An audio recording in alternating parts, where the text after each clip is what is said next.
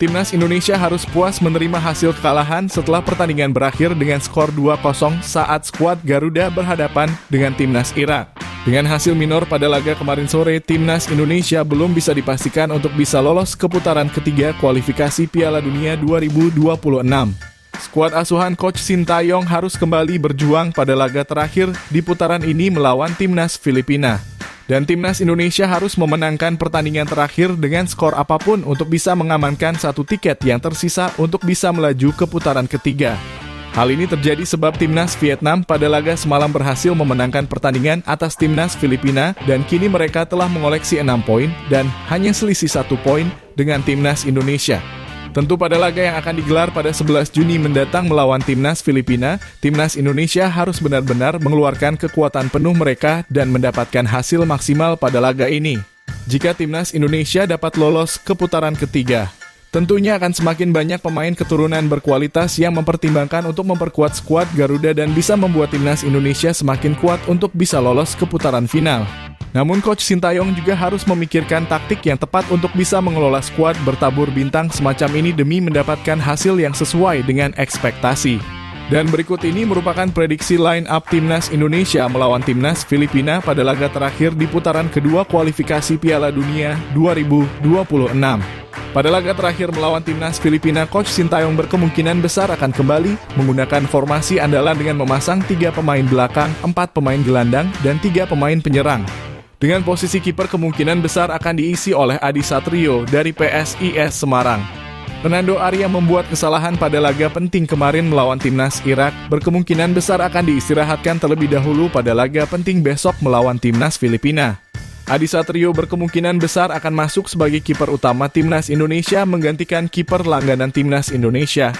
Pemain asal PSIS Semarang yang satu ini juga memiliki kemampuan yang tidak jauh dengan kemampuan yang dimiliki oleh Fernando Ari. Pada laga di fase grup Piala Asia U23 kemarin, dirinya juga telah membuktikan kelayakannya bersama Timnas Indonesia.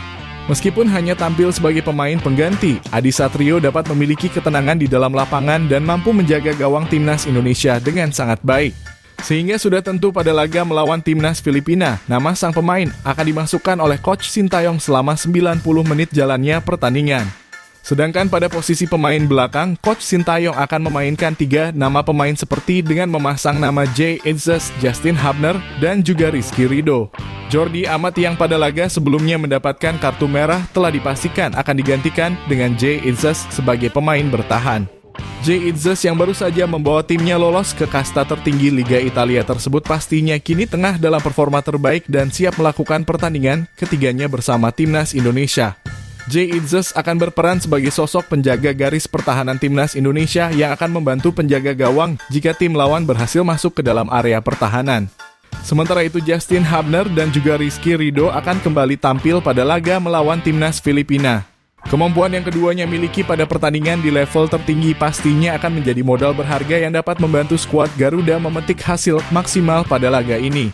Dengan komposisi dari ketiga pemain muda tersebut, pastinya garis pertahanan Timnas Indonesia akan semakin tebal dan tim lawan akan cukup kesulitan melakukan serangan dari berbagai sektor di dalam lapangan. Sandy Walsh. Setelah Sandy Walsh dapat tampil maksimal pada laga melawan Irak kemarin, nampaknya nama sang pemain akan kembali diturunkan oleh Coach Sintayong saat Timnas Indonesia berhadapan dengan Timnas Filipina. Sandy Walsh kini juga telah berupaya maksimal untuk mengerti skema permainan dari Coach Sintayong. Beberapa kali dirinya bisa berada di daerah pertahanan lawan untuk membantu skema penyerangan. Namun Sandy Walsh juga tidak melupakan tugas utamanya sebagai sosok pemain bertahan yang bergerak di sektor sayap.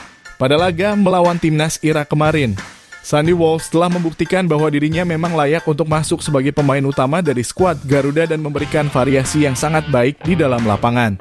Pemain asal KV Mechelen yang satu ini pastinya akan berusaha keras untuk bisa membawa Timnas Indonesia untuk pertama kalinya lolos ke putaran ketiga kualifikasi Piala Dunia dengan bermain maksimal pada laga terakhir di tanggal 11 Juni mendatang. Calvin Verdong, pemain asal NEC Nijmegen berpotensi untuk melakukan debut pertamanya bersama Timnas Indonesia. Setelah proses naturalisasi dan perpindahan federasi usai, pemain sayap bertahan tersebut sudah siap untuk tampil bersama Timnas Indonesia. Tentu hadirnya sang pemain diharapkan dapat membantu Timnas Indonesia mencetakkan keunggulan khususnya pada menit pertama jalannya pertandingan. Sebab jika timnas Indonesia bisa lebih dulu mencetakkan skor, maka besar kemungkinan skuad Garuda tetap bisa mempertahankan posisi tersebut hingga pertandingan berakhir. Verdong merupakan sosok pemain sayap bertahan yang memiliki kemiripan dari segi permainan dengan Sainal Patinama. Pemain tersebut dapat bergerak dengan bebas di sektor sayap dan bisa berlari dalam 90 menit penuh di dalam lapangan. Namun yang menjadi keunggulan dari sang pemain adalah dirinya merupakan seorang spesialis bola mati seperti Tom Haaien. Bahkan Verdong masuk ke dalam list pemain terbaik di Liga Belanda saat ini bersama dengan Tom Haaien. Tom Haaien, meskipun dirinya sampai saat ini belum terbiasa dengan cuaca panas di negara Indonesia, Tom Haaien sangatlah layak dimasukkan ke dalam pertandingan hingga babak pertama berakhir. Tom Haaien merupakan sosok kunci di lapangan tengah dan dapat menjadi pemain penghubung yang sangat baik.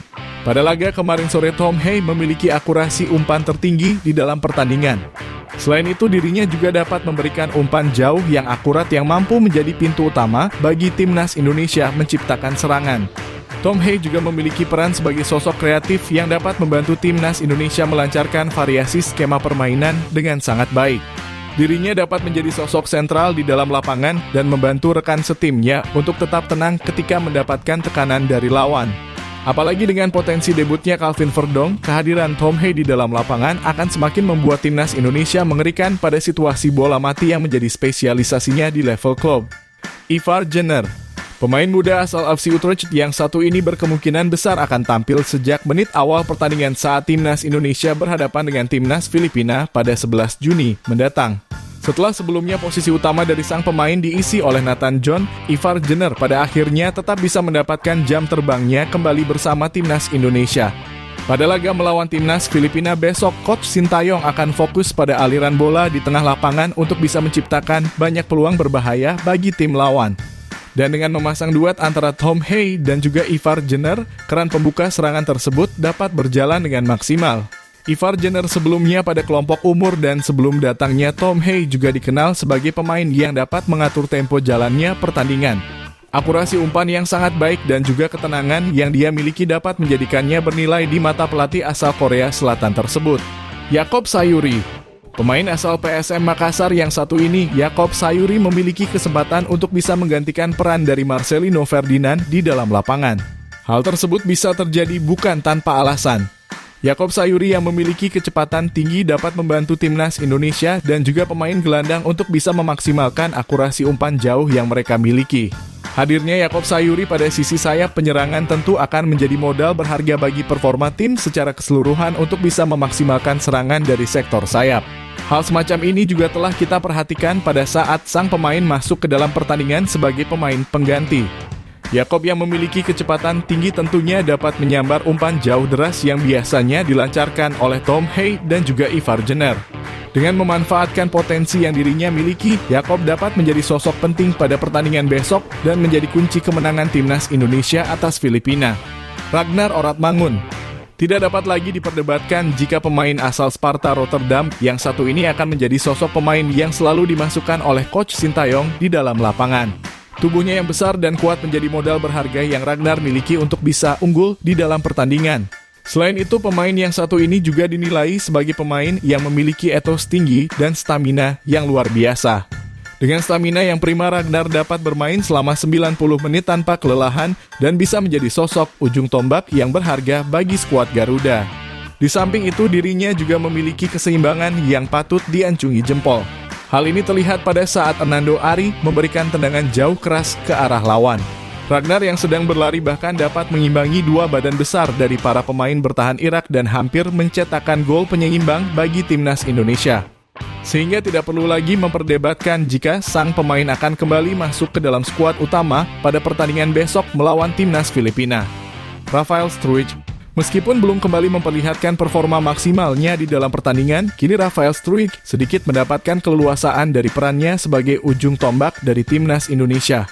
Setelah kedatangan Ragnar ke dalam skuad inti, Rafael Struijk dapat bermain dengan lebih bebas dan menjadi sosok pemain yang dapat melakukan pergerakan tanpa bola dengan sangat baik. Meskipun begitu, dirinya juga tetap menjadi pemain pemantul bola yang telah menjadi perannya di dalam lapangan. Pada laga melawan timnas Irak kemarin, Rafael Struijk berhasil memberikan satu tendangan ke arah gawang yang sayangnya masih belum bisa menghindar dari blok yang dibuat oleh pemain Irak. Dan pada laga melawan timnas Filipina besok tentunya Rafael Struijk akan berupaya untuk menjadi sosok pemberi assist dan tidak memaksakan diri untuk menciptakan keunggulan. Hal tersebut pastinya telah menjadi fokus utamanya setelah dirinya gagal memberikan umpan kepada Shaina Patinama yang memiliki peluang besar untuk bisa menciptakan gol. Itulah tadi merupakan prediksi line up Timnas Indonesia melawan Timnas Filipina pada laga terakhir di putaran kedua kualifikasi Piala Dunia 2026. Jangan lupa tulis pendapat kalian di kolom komentar.